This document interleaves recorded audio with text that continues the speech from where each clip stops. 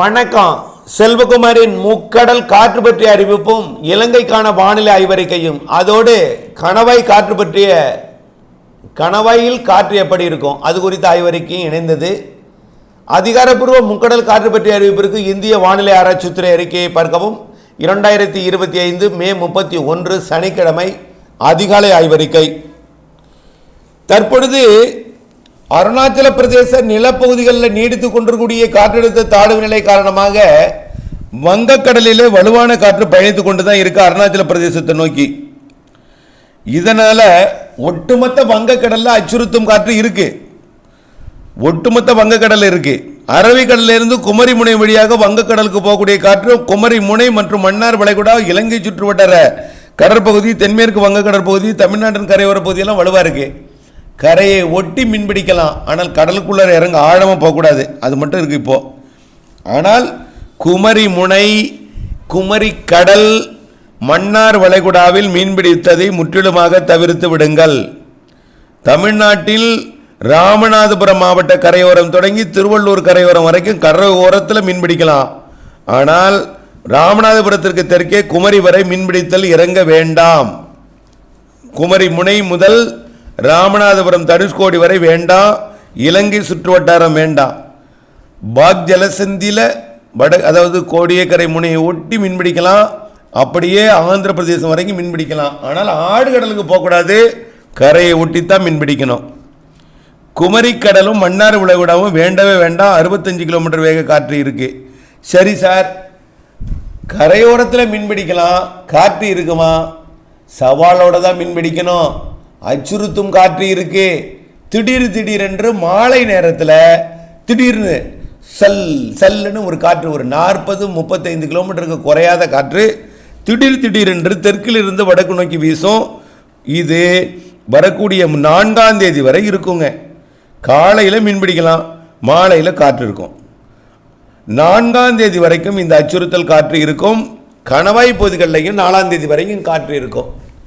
4ஆம் தேதி வரைக்கும் ஏன் கணவாய் பகுதியில் காற்று இருக்குன்னா, தமிழ்நாட்டின் தரையில் உயரக்கூடிய வெப்பத்தை நிரப்புவதற்காக வருவது. புரியுதுங்களா? அதான் கணவாய் பகுதியில் காற்று. சுற்றி கொண்டு போகும் காற்று அதிகாலையில் குமரி முனையை சுற்றி கொண்டு போகும். குமரி முனையை சுற்றி கொண்டு போகக்கூடிய காற்று மாலை இரவில் வெப்பம் உயர்ந்ததும் மதியத்தில் வெப்பம் உயர்ந்ததும் மாலையில் வேகமாக மேற்கிலிருந்து கணவாய் பகுதி வழியாக நுழையும், குமரி முனை சுற்றாமல். ஆக 4ஆம் தேதி வரை அச்சுறுத்தும் காற்று இருக்கு. கண்டிப்பாக 3ஆம் தேதி வரை கண்டிப்பாக இருக்கு. 4ஆம் தேதி வேணா கடலுக்கு போகலாம். 5ஆம் தேதியிலேருந்து கடலுக்குள் நிம்மதியாக போலாங்க. எடை குறைந்த படகு மீன்பிடிக்க உகந்த நாள் 5ஆம் தேதியிலிருந்து 5, 6, 7 ஆகிய தேதி மட்டும்தான். 8ஆம் தேதியிலேருந்து மீண்டும் அச்சுறுத்தல் காற்று வந்துடும். 8ஆம் தேதியிலேருந்து மீண்டும் அச்சுறுத்தல் காற்று வந்துடும். 5, 6, 7 3 நாட்கள் மட்டும் மீன்கெல்லாம். 7ஆம் தேதி கூட மாலையில் காற்று வந்துடும் கடலுக்குள்.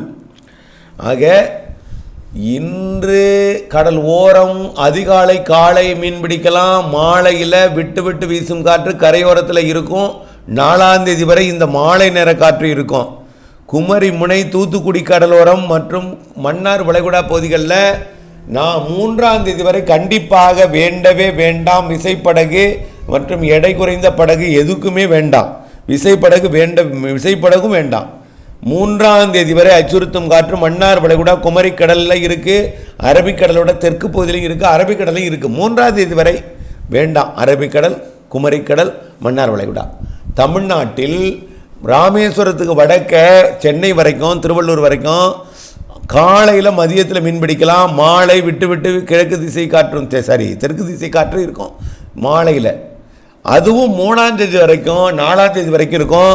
5, 6, 7 விசைப்படகு எடை குறைந்த படகு 3 நாள் அந்த வாய்ப்பை பயன்படுத்தி மீன்பிடிச்சிருங்க. 5, 6, 7ஆம் தேதி 3 நாள் அந்த வாய்ப்பை பயன்படுத்தி மீன்பிடிச்சிருங்க. மீண்டும் 8ஆம் தேதியிலிருந்து காற்று வலுவரும், புதிய காற்று சுழற்சி உருவாகும். 9, 10, 11, 12, 13, 14, 15 எல்லாம் கடுங்காற்றாக மாறிவிடும் முக்கடலிலும். ஆக 5, 6, 7 தேதியை பயன்படுத்தி கொள்ளுங்க. 7ஆம் தேதி காற்று கூட வரலாம். 5, 6 முழுமையாக பயன்படுத்திக்கிங்க. காற்று இருக்காது, மீன்பிடிக்கலாம். 5ஆம் தேதி ஜூன், 6ஆம் தேதி ஜூன். அடுத்தபடியாக இலங்கைக்கான வானிலை ஆய்வறிக்கை. இலங்கையை பொறுத்த வரைக்கும் கடந்த சில நாட்களாகவே சாரல் மழை பொழிந்து வருகிறது இலங்கையில். இன்றைக்கும் இலங்கையில் தென்மேற்கு பருவமழை சாரல் மழை இருக்கும், சற்று கனமாகவே இருக்கும். இலங்கையோட தென்மேற்கு பகுதி தெற்கு பகுதியில், அதாவது அனுராதபுரத்திற்கு தெற்கே உள்ள எல்லா மாகாணங்களுக்கும் மழை இருக்கு. இன்றைக்கு 31ஆம் தேதி, 1ஆம் தேதியும் மழை இருக்கும். 1ஆம் தேதி, 2ஆம் தேதி, 3ஆம் தேதி, 4ஆம் தேதி வரை எப்படி தமிழ்நாட்டிற்கு மாலை இரவு இடிமழை பொழிவை கொடுக்க போகிறதோ, கிழக்கு காற்று சந்திப்பை ஏற்படுத்த போகிறதோ, அதே போல இலங்கைக்கும் கிழக்கு காற்று சந்திப்பை ஏற்படுத்தி மாலை இரவு மழை பொழிவை கொடுக்கும். சரி, அதுக்கப்புறம் தமிழ்நாடு போலே தான் டெல்டா மாவட்டங்கள் என்ன மழையிலே அதே தான் வடக்கு கிழக்கு மாகாணங்களுக்கும் 4ஆம் தேதி வரையும் பிரச்சனை மழை இருக்குது. ஆங்காங்கே இன்றைக்கும் இருக்குது. இன்றைக்கு குமரி முனையிலிருந்து விலகிய காற்று அந்த காற்று குவிதல் என்பது இலங்கையில் குவிந்து கொண்டிருக்கு. இதனால் இலங்கையில் மழை இருக்குது. சரி, எத்தனை நாள் வரைக்கும்? 5ஆம் தேதி 4ஆம் தேதி வரை மழை இருக்குது. 5, 6, 7 மழை இருக்காது. 5, 6, 7 இலங்கைக்கு மழை இருக்காது. ஆனால் 7 மழை இருக்க வாய்ப்பு இருக்குது சார். ஆனால் தமிழ்நாடு போல் தெளிவாக போயிடாது. இலங்கையை பொறுத்த வரைக்கும் 4 பக்கமும் கடலால் சூடப்பட்டது என்பதனால காற்று ஏதோ ஒரு இடத்துல நுழைந்து மலைகள்லையாவது மழைப்பொழிவை ஏற்படுத்தும், தெரியுதுங்களா? அதனால ஈரக்காற்று நுழைகிற காரணத்தினாலே மரங்களால் குளிர்விக்கப்பட்டு மழைப்பொழிவை ஏற்படுத்தக்கூடிய வானிலை அமைப்பு இருந்து கொண்டே தான் இருக்கும். அப்போ இலங்கைக்கு மழை இல்லைன்னு சொல்கிறதுக்கு இல்லை. அப்பப்போ மத்திய மாகாணம் எட்டும், அப்பப்போ வடக்கு கிழக்கு மாகாணம் எட்டும். எல்லா நாளும் தெற்கு தென்மேற்கு பகுதியில், இலங்கையோட தெற்கு பகுதியிலையும் தென்மேற்கு பகுதியிலையும் மழை இருந்து கொண்டே இருக்கும். தொடர்ந்து அடுத்தது பார்த்தீங்கன்னா 6, 7லேயே முற்றிலுமாக தமிழ்நாட்டுக்கு இருக்காது. 5, 6, 7. ஆனால் இலங்கைக்கு 5, 6, 7 மழை இருக்கும். 8ஆம் தேதியிலிருந்து தீவிரமடையும் இலங்கை மழை. 10ஆம் தேதியிலிருந்து மிகவும் தீவிரமடைஞ்சிடும். தென்மேற்கு பருவமழை மீண்டும் தீவிரமடைய போது இலங்கைக்கு. அதனால வரக்கூடிய 10ஆம் தேதியிலிருந்து தீவிரமடையும் மழை 15ஆம் தேதி வரை நல்ல ஒரு வலுத்த மழைப்பொழிவை கொடுக்கும் இலங்கைக்கு.